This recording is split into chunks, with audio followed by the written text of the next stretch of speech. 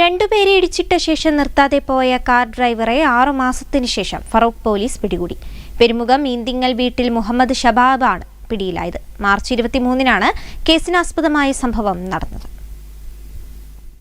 ചുങ്കം പൂവന്നൂർ പള്ളിക്ക് സമീപം ദേശീയപാത മുറിച്ചു കടക്കുന്നതിനിടെ ഫറൂഖ് സ്വദേശി മാടന്നയിൽ രജീഷ് കുമാറിനെയും ബൈക്ക് യാത്രികനായ തിരൂർ മുന്നിയൂർ സ്വദേശി വലിയ പറമ്പിൽ അഷ്റഫിനെയും ഷബാബ് ഓടിച്ച കാർ ഇടിച്ചു തെറിപ്പിക്കുകയായിരുന്നു. അപകടത്തിന് ശേഷം കാർ നിർത്താതെ പോയി.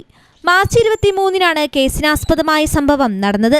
അപകടത്തിൽ ഗുരുതരമായി പരിക്കേറ്റ 2 പേരെയും നാട്ടുകാർ ചേർന്നാണ് ആശുപത്രിയിൽ എത്തിച്ചത്.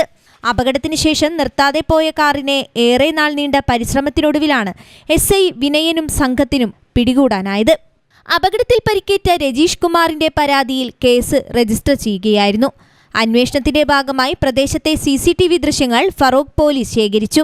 CCTV ദൃശ്യത്തിൽ ചുവന്ന സ്വിഫ്റ്റ് കാറാണെന്ന് കണ്ടെത്തിയെങ്കിലും നമ്പർ വ്യക്തമല്ലായിരുന്നു.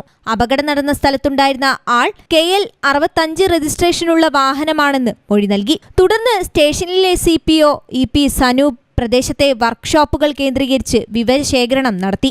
തിരൂരങ്ങാടി RTOയ്ക്ക് ഈ രജിസ്ട്രേഷൻ നമ്പറുള്ള പുതിയ സ്വിഫ്റ്റ് കാറുകളുടെ ഉടമകളുടെ വിവരം തേടി അപേക്ഷയും നൽകി. ഇതിൽ നിന്നാണ് പോലീസിന് കാർ ഉടമയെക്കുറിച്ചുള്ള വിവരം ലഭിക്കുന്നത്.